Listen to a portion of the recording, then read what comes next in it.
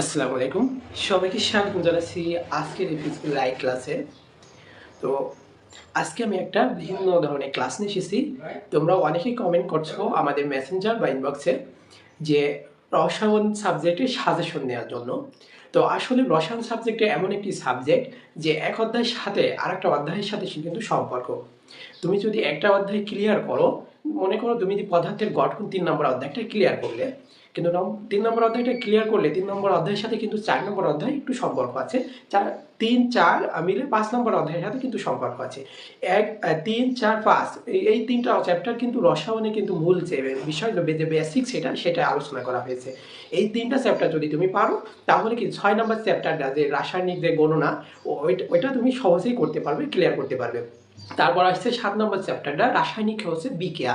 তুমি যদি ৩ নম্বর, ৪ নম্বর এবং ৫ নম্বর অধ্যায় বা মৌল সম্পর্কে যদি সাধারণ জ্ঞান বা যোজনী বা যোজতা সম্পর্কে যদি তুমি নাই জানো, তাহলে কিন্তু রাসায়নিক বিক্রিয়া যে ৭ নম্বর অধ্যায় ওখান থেকে কিন্তু সমাধান করতে পারবে না প্রশ্ন আসলে। তারপরে আসছে তোমার রাসায়নিক বিক্রিয়ার অধ্যায়টা কিন্তু খুবই গুরুত্বপূর্ণ। এখান থেকে ২ সেট প্রশ্ন আসতে পারে। আর আজকে আমি তোমাদের পদার্থের গঠন অধ্যায় ৩ থেকে তুমি কোন কোন প্রশ্ন পড়বে আমি সেইগুলোই বলে দিব, এবং শেষের দিকে একটা প্রশ্ন সমাধান আমি দেখাবো ইনশাআল্লাহ। আমি আজকে তোমাদের জন্য যে মাত্র ৩ নম্বর চ্যাপ্টারে পদার্থের গঠনে মাত্র ৮টি প্রশ্ন পড়ে যাবে। ৮টির বাইরে তোমার একটি প্রশ্ন পড়া লাগবে না। দেখবে যে ৮ ৩ অধ্যায় থেকে যদি প্রশ্ন হয়, প্রত্যেকটা বোর্ডের প্রশ্নে এই ৮টির মধ্য থেকে, ৮ টাইপের মধ্য থেকে একটি প্রশ্ন তোমার কমন থাকবে। হয় গ নাম্বার, ঘ নাম্বার, ঘ নাম্বার। আর এখান থেকে যদি সরাসরি ৩ নম্বর অধ্যায় থেকে প্রশ্ন করে, তাহলে গ ঘ ২টা প্রশ্নই তোমার কমন থাকবে। এই ৮টি প্রশ্নের বাইরে পড়ার প্রয়োজন নেই। আর ক নাম্বার তোমরা কোথা থেকে পড়বে, প্রত্যেকটা অধ্যায়ে ক নাম্বার তোমরা দেখলে খেয়াল করবে যে বোর্ড পরীক্ষায় ইতে পড়বে এসে গেছে, হয় খুব বেশি হলো ১০ থেকে ১৫টা প্রশ্ন বা ১০ থেকে ১২টা প্রশ্ন। প্রত্যেকটা অধ্যায়ের বা ১২টা বা ১০টা প্রশ্ন ক নাম্বার মুখস্থ করবে। আর খ নাম্বার যে প্রশ্নগুলো বিভিএস বোর্ডে এসেছে, মানে ইতিপূর্ব বোর্ড পরীক্ষাগুলো এসেছে বা শীর্ষ স্কুলগুলো এসেছে, ওখান থেকে খ নাম্বারগুলো পড়ে নেবে। ৫ থেকে ১০টা করে পড়বে, বেছে বেছে পড়বে যেই প্রশ্নটা দেখবা যে বেশি বেশি বোর্ড পরীক্ষায় এসেছে। তো এখন আমরা দেখবো যে আমি কিন্তু পদার্থের গঠন নিয়ে আমি তোমাদের মাত্র ৮টি টাইপের প্রশ্ন সাজাই দিছি। তো আজকের ক্লাসটি একটু শেয়ার করে দাও। আর আমি আর বেশি কথা না বলি, তোমরা অনেকেই ওয়েট করছো কোন ৮টি প্রশ্ন পড়লে কিন্তু তোমার ১০০% কমন আসবে।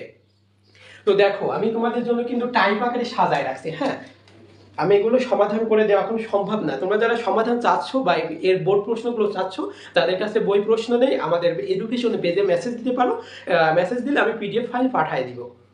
তো দেখো কোন কোন চ্যাপ্টার কোন কোন টাইপের প্রশ্নটা করতে হবে। দেখো ১ নম্বর আমি লিখছি ইলেকট্রন বিন্যাসের ক্ষেত্রে প্রধান শক্তি স্তরের সাথে উপশক্তি স্তরের সম্পর্ক। প্রধান শক্তি স্তরের সাথে উপশক্তি স্তরের একটা সম্পর্ক আছে, তোমাদের বইয়ে এটা আছে মনে হয়, তোমাদের বইয়ে এটা আছে। হ্যাঁ, উপশক্তি স্তরের সাথে প্রধান উপশক্তি স্তরের ধারণা, আর এখানে প্রধান শক্তি স্তরে। এখান থেকে পড়ে নিতে পারো বা তোমাদের যে গাইড বই থেকে সুন্দর করে পড়ে নিতে পারো বোর্ড প্রশ্ন এটা, ঠিক আছে। ১ নম্বরে পড়বে কি ইলেকট্রন বিন্যাসের ক্ষেত্রে প্রধান শক্তি স্তরের সাথে উপশক্তি স্তরের যে একটা সম্পর্ক, ওইটা কি বিশ্লেষণ করতে হবে। তারপরে ২ নম্বরে পড়বে, এটা ভেরি ভেরি ইম্পর্টেন্ট, মনে করো 5 স্টার মানে একটা প্রশ্ন বলছে যে সর্বশেষ শক্তি স্তরে তোমার রাদারফোর্ড আর বোর পরমাণুর মডেল একটা দিয়ে দেবে, একটা পরমাণুর মডেল দিয়ে দিবে, যে বলছে যে এটা কক্ষপথ মানে শেষ সর্বশেষ শক্তি স্তর, মানে সর্বশেষ প্রথম দ্বিতীয় তৃতীয় সর্বশেষ শক্তি স্তর মানে তৃতীয় শক্তি স্তরে বিদ্যমান একটি ইলেকট্রনের কৌণিক ভরবেগ নির্ণয় করতে হবে, কৌণিক ভরবেগ। তাহলে ২ নম্বরে তোমরা শিখবে, একবার বুঝে বুঝে শিখবে কৌণিক ভরবেগ। শেষ শক্তি স্তর বা ২ নম্বর শক্তি স্তর বলতে পারে বা ৩ নম্বর শক্তি স্তর বলতে পারে, একটা উদ্দীপক দেওয়া থাকবে, বা শক্তি স্তর বা কক্ষপথ মানে ৩ নম্বর কক্ষপথ বা শক্তি স্তরের মানে কৌণিক ভরবেগ নির্ণয় করতে হবে। কৌণিক ভরবেগ এটা এসেছে, দেখো দিনাজপুর বোর্ড 25 এসেছে, 24 এসেছে, সিলেট বোর্ড 24 এসেছে, ময়মনসিংহ 24 এসেছে, 21 এসেছে, রাজশাহী বোর্ড 23 এসেছে, কুমিল্লা বোর্ড 22 এসেছে, ঢাকা বোর্ড 23 এসেছে। মানে ভেরি ভেরি ইম্পর্টেন্ট, এটা 5 স্টার মানে একটা প্রশ্ন যে সর্বশেষ শক্তি স্তরে বিদ্যমান একটি ইলেকট্রনের কৌণিক ভরবেগ নির্ণয় করো। এটা আমি শেখাই দিব আজকে ক্লাস শেষে, তোমরা শেষ পর্যন্ত থাকলো। ৩ নম্বরে পড়বে, দেখাও যে চিত্র একটা দিয়ে দেবে যে এর প্রতিটি শক্তি স্তরে অরবিটাল সমেত ইলেকট্রনের যোগফল কি বলছে 2n², মানে একটা এখানে চিত্র দিয়ে দিচ্ছে প্রতিটি শক্তি স্তরে। হ্যাঁ, প্রতিটি শক্তি স্তরে অরবিটাল সমেত ইলেকট্রন বিন্যাস 2n² কে সমর্থন করে কিনা। সমর্থন করবে 2 পাওয়ার n স্কয়ার, মানে প্রথম শক্তি স্তরে আমরা জানি 2টি ইলেকট্রন থাকতে পারে, তারপরে থাকতে পারে 8টা, তারপরে থাকবে 18টা, তাহলে কিন্তু 2 পাওয়ার n কে সমর্থন করবে। তো এই ধরনের প্রশ্ন 2 পাওয়ার n কে সমর্থন করবে বা এখানে ইলেকট্রনের যোগফল 2 পাওয়ার n স্কয়ার, এই ধরনের প্রশ্ন তুমি পড়বে 3 নম্বরে পড়বে। এটা এসেছে রাজশাহী বোর্ড 25-এ, দিনাজপুর বোর্ডে হলো 19-এ, চট্টগ্রাম বোর্ড 22-এ। এই প্রশ্নটা কিন্তু ভেরি ইম্পর্টেন্ট।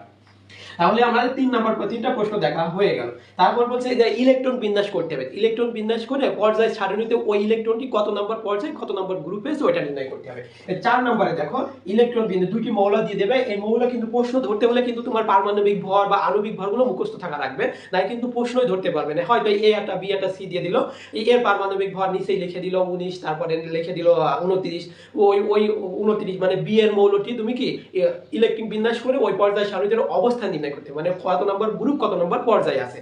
তো এই ধরনের প্রশ্ন 4 নম্বরে পড়বে যে ইলেকট্রন বিন্যাস দেখিয়ে পর্যায় সারণীতে এর অবস্থান নির্ণয় করবে। এটা এসেছে বরিশাল বোর্ড 2025-এ। আর এই ধরনের প্রশ্ন অনেক আছে, তুমি বোর্ড প্রশ্ন দেখলে দেখতে পারবে।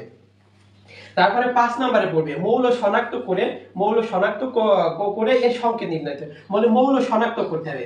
হয় ওখানে মৌলগুলোর পারমাণবিক ভর বা অণু ভর দেওয়া থাকবে, ওইটাকে ক্যালকুলেশন করে আপেক্ষিক পারমাণবিক ভর বা নির্ণয় করতে হবে। নির্ণয় করে দেখতে হবে যে ওইটা কার পরমাণু বা কার পারমাণবিক সংখ্যার সাথে মিলছে। যার সাথে মিলবে সেই প্রতীকটা হবে। বা হয় যে আমরা জানি অক্সিজেনের পারমাণবিক ভর কত, অক্সিজেন আমরা জানি পর্যায় সারণীতে 8 নম্বরে আছে, পারমাণবিক 8, তারপরে পারমাণবিক আপেক্ষিক ভর কত হয়ে গেলে ওই ডবল হয়ে যায়, তাহলে অক্সিজেনের 16 হয়। তাহলে এইভাবে নির্ণয় করে যে মৌলটি শনাক্ত করবে, এই ধরনের মৌলটি শনাক্ত করতে হবে যে ওটা কোনটি মৌল, হয় অক্সিজেন নাই নাইট্রোজেন নাই হলো পটাশিয়াম। এইভাবে শনাক্ত করে দেখতে হবে। এটা এসেছে চট্টগ্রাম বোর্ড 24 এসেছে, যশোর বোর্ড 23 এসেছে মৌল শনাক্ত। এটাও কি ভেরি ইম্পর্টেন্ট একটা প্রশ্ন। তাহলে আমরা 5টা প্রশ্ন দেখে ফেললাম। তারপরে তোমরা দেখবে যে একেবারে যে এই নিউটন সংখ্যা নির্ণয়, আপেক্ষিক পারমাণবিক ভর নির্ণয়, এই প্রশ্নগুলো দেখবে। হয়তো এগুলো তোমাদের যে শর্ট প্রশ্ন আসবে, সেই শর্ট প্রশ্ন তোমাদের আসতে পারে, শর্ট প্রশ্ন দিতে পারে, বা খ নাম্বারও এগুলো দিতে পারে, বা সরাসরি গ নাম্বারও দিতে পারে যে উদ্দীপকের মৌলটি প্রোটন সংখ্যা নির্ণয় করো, বা ভর সংখ্যা নির্ণয় করো, বা আপেক্ষিক পারমাণবিক সংখ্যা নির্ণয় করো। এই ধরনের প্রশ্ন এসেছে তোমার চট্টগ্রাম বোর্ড 24 এসেছে, তারপরে 22 এসেছে, 16 সালে এসেছে চট্টগ্রাম বোর্ড 24, 22, 16 এসেছে ঢাকা বোর্ড এসেছে তোমার 22 সালে এসেছে, আর তারপরে কুমিল্লা বোর্ড 21 সালে এসেছে। এই প্রশ্নগুলো তোমরা দেখতে পারো, ঠিক আছে। তাহলে কিন্তু আমাদের কয়টা হলো 1 2 3 4 5 6, মানে এটা ধরি 6। আর ভেরি ইম্পর্টেন্ট তোমাদের জন্য এসএসসি 26 এর জন্য এই প্রশ্নটি সব সময় ইম্পর্টেন্ট। এসএসসি 26 এর জন্য এটা 5 স্টার দিয়ে রাখো। হয় কোনো না কোনো বোর্ডে এটা পাবেই, তুমি এই প্রশ্নটা পাবে। রাদারফোর্ড আর বোর পরমাণু মডেলের চিত্র তোমার দেখাই দিবে, বলবে যে ওই উদ্দীপকের এ একটা চিত্র দিয়ে দেবে, এ আর একটা বি দেবে, চিত্র দেবে। ওই চিত্র দিকে তুমি বলতে হবে যে ওই পরমাণু মডেলটির মধ্যে কোনটি অধিক গ্রহণযোগ্য, তোমার কাছে তুমি যুক্তি সহকারে ব্যাখ্যা দাও। বলছে রাদারফোর্ড ও বোর পরমাণু মডেলটির মধ্যে কোনটি অধিক গ্রহণযোগ্য, যথাযথ যুক্তির মাধ্যমে বিশ্লেষণ করো। এই প্রশ্নটা এসেছে Sylhet board 2024, Dinajpur board 24, Dhaka board 23, Rajshahi board 23, আরো অনেক বোর্ড তুমি দেখলে পাবা। চলে গেল আমাদের কি 7টা আমরা দেখে ফেললাম। আর 8 নম্বরে তোমরা দেখবে যে ইলেকট্রন বিন্যাসের ব্যতিক্রম নিয়ম। ইলেকট্রন বিন্যাসের ব্যতিক্রম নিয়মটা ভেরি ইম্পর্টেন্ট একটা প্রশ্ন। ইলেকট্রন বিন্যাসের ব্যতিক্রম নিয়ম দেখবা তোমাদের বইয়ে কিন্তু ইলেকট্রন নিয়মের ব্যতিক্রম, এখান থেকে যে কপার আছে, তারপরে ক্রোমিয়াম আছে, তারপরে এই দুটো প্রশ্ন বেশি আসে। এই দুটো ইলেকট্রন বিন্যাস তোমরা ব্যতিক্রম নিয়ম দেখে দেবা। এটা এসেছে রাজশাহী বোর্ড 25, তারপর ঢাকা বোর্ড 24, 15, বরিশাল হলো 23, চট্টগ্রাম 16, দিনাজপুর 19, তারপরে যশোর বোর্ড 23 এসেছে। তা দেখো এই প্রশ্নগুলো আশা করি এই 8টি প্রশ্ন তুমি যদি পড়ে যাও এই পদার্থের গঠন, এই 3 অধ্যায় থেকে পদার্থের গঠন, এই 3 নাম্বার চ্যাপ্টার থেকে তুমি পড়ে যাবে মাত্র এই 8টি প্রশ্ন।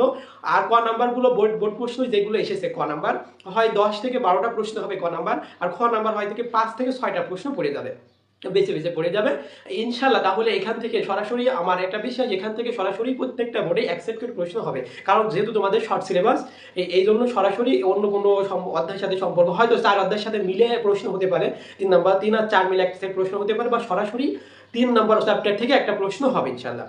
এটা জানাও। আর পরবর্তী ক্লাসে কিভাবে কিভাবে কি ক্লাস আসছো বা এডুকেশন থেকে তোমাদের কি চাওয়া পাওয়া আছে এগুলো কিন্তু কমেন্টে করতে পারো বা হলো আমাদের ইনবক্সে জানাইতে পারো। আর তোমাদের আমি প্রত্যেকটা চ্যাপ্টার যদি এইভাবে সাজাই দিই তাহলে ইনশাল্লাহ তোমাদের পড়তে আরো সুবিধা হবে।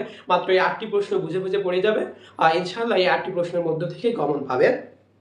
ও আমি একটা ম্যাথ দেখাবো, ওই যে ম্যাথ দেখাই চাইছিলাম, ওই যে কৌণিক ভরবেগটা আমি একটু দেখাই দিই। হ্যাঁ, কৌণিক ভরবেগটা আমি দেখাই দিই, যে কৌণিক ভরবেগ একটা শিখাই দিই, যে এটা ভেরি ভেরি ইম্পর্টেন্ট। গ নাম্বারে পরীক্ষায় প্রশ্ন যে তোমরা গ নাম্বারে পাবে যে কৌণিক ভরবেগ নির্ণয় করো। আমি গ নাম্বারে যে এই 3 মার্কের অ্যান্সার লিখবে। আর এডুকেশনের কথা মনে করবে যে এডুকেশন থেকে এক ভাইয়া বলছিল যে এই প্রশ্নটা আসবে, এই প্রশ্নটাই এসেছে, তখন খুব ভালো লাগবে তোমাদের। এই ধরনের প্রশ্ন আমি বললাম কি এটা 5 স্টার মানে একটা প্রশ্ন দিয়ে পরীক্ষায় গিয়েই দেখবে যে গ নাম্বারে এই প্রশ্নটা এসেছে, কোনো না কোনো বোর্ডে তুমি পাবেই ইনশাআল্লাহ। তো একটা এরকম মডেল দেওয়া থাকবে। হ্যাঁ, এটা মডেল দেওয়া থাকবে ইলেকট্রন বিন্যাসে বা কক্ষপথ দেওয়া থাকবে, যে এটা প্রথম কক্ষপথ, এটা যদি দ্বিতীয় কক্ষপথ হয় তাহলে বলছে যে মডেল 1 এর শেষ কক্ষপথে, মানে শেষ কয়টা কক্ষপথ 1 2, এটা যদি মডেল কক্ষপথকে আমরা কি দিয়ে প্রকাশ করি, কক্ষপথকে আমরা n দ্বারা ছোট করে n দ্বারা প্রকাশ করি। ইলেকট্রনের কৌণিক ভরবেগ নির্ণয় করি। কৌণিক ভরবেগ আমরা কি দ্বারা প্রকাশ করি, mv। তো mv কৌণিক ভরকে আমরা প্রকাশ করি mvr, এমভিআর দ্বারা প্রকাশ করি। এমভিআর এর মান বের করতে হবে। তাহলে এই ধরনের প্রশ্ন আসলে তুমি কিভাবে অ্যানসার করবে, এখানে লিখবে সরাসরি গিভেন দ্যাট, অত ডিটেইলসে লেখার দরকার নাই, ঠিক আছে। গিভেন দ্যাট বলে এটা কত নাম্বার কক্ষপথ 1 2, কক্ষপথকে আমরা কি দ্বারা প্রকাশ করি, এন দ্বারা, ছোট করে এন দ্বারা। এটা এর মান হচ্ছে 2। আর আমরা জানি যে আমরা এটা সরাসরি উইনোদের সূত্রটা লিখে ফেলবো। কৌণিক ভরবেগের সূত্র কি, mvr সমান জানি n h by 2 pi, nh by 2 pi, nh by 2 pi। কৌণিক ভরবেগের সূত্র হয় mvr সমান nh by 2r। তোমাদের বইয়ে এটা খুব সুন্দর করে বড় করে এই প্রশ্নটা ব্যাখ্যা দেওয়া আছে। তাহলে এই h টা হচ্ছে প্লাঙ্কের ধ্রুবক। প্লাঙ্কের ধ্রুবক কত, প্লাঙ্কের ধ্রুবক অনেক সময় তোমাদের এই প্রশ্নে সরাসরি দিয়ে রাখতে পারে, এই প্রশ্ন সমাধানের জন্য এই প্রশ্নই থাকতে পারে। তবে অনেক সময় যদি না থাকে প্লাঙ্কের ধ্রুবকটা তোমরা মুখস্থ করে রাখবে, মুখস্থ করে রাখলে ইনশাআল্লাহ পারবে। তাহলে 6.6 আর 26 গুণ 10 to the power inverse 34 square kg by second, kg by second. আর পাই মান তো আমরা জানি 3.1416। আর আমরা নির্ণয় করব এমভি আর সমান হোয়াট, এই এমভি আর সমান হোয়াট। তাহলে আমরা কি এই মানটা সরাসরি এখানে বসাই দিলে হয়ে যাচ্ছে। তাহলে এই n এর মান কত, n এর মান হচ্ছে 2, তাই h এর মান হচ্ছে 6.626 গুণ 10 to the power inverse 34 by 2 গুণ 3.1416। তাহলে এটা ক্যালকুলেটর দিয়ে সরাসরি তুমি করে নিবে। এই ধরনের ক্যালকুলেটর ইউজ করলে সবচেয়ে ভালো হয়, একবারে সরাসরি চলে আসবে आंसर। এই যে আমি ভাগ চিহ্ন নিলাম, 2 গুণ ব্র্যাকেট নিতে পারি 6.626 গুণ 10 to the power inverse 34 bracket close ভাগ ব্র্যাকেট নিতে পারো 2 গুণ 3.1416 লিখে দিলাম। এই যে অ্যাক্টিভ করলে সমাধান চলে আসলো, অ্যাক্টিভ মারলে সমাধান চলে আসলো। তাহলে এখানে আসছে কি, কৌণিক ভরবেগে একটা লিখতে হবে না, হ্যাঁ 3টা লিখলে তারপর 10 to the power inverse 34 metre square kg by second, kg by second. এটা অ্যানসার লিখবে। হ্যাঁ, এটা সমাধান করার পরে এইভাবে লিখে দিবে না, এইভাবে লিখে দিবে না, অতএব দিয়ে নিচে লিখবে নিম্নয়ে কৌণিক ভরবেগ। নিম্নয়ে কৌণিক ভরবেগ কত হয়েছে, কত হয়েছে, এই যে 2.109 গুণ 10 to the power inverse 34 metre square kg in by second, metre square kg by second. তো আশা করি তোমরা এই ধরনের প্রশ্ন অবশ্যই একটা করে পাবে। বাকি প্রশ্নগুলো তোমরা পড়ে নেবে বা এই চ্যাপ্টারে যদি পিডিএফ ফাইল লাগে তাহলে ইনবক্সে মেসেজ দিও, ইনশাআল্লাহ দেওয়ার চেষ্টা করব। তো আজকে এই পর্যন্ত রাখছি, ততক্ষণ তোমরা সবাই ভালো থাকবা, সুস্থ থাকবা, এডুকেশনের সাথে থাকবা। ধন্যবাদ সবাইকে। আসসালামু আলাইকুম ওয়া রাহমাতুল্লাহ।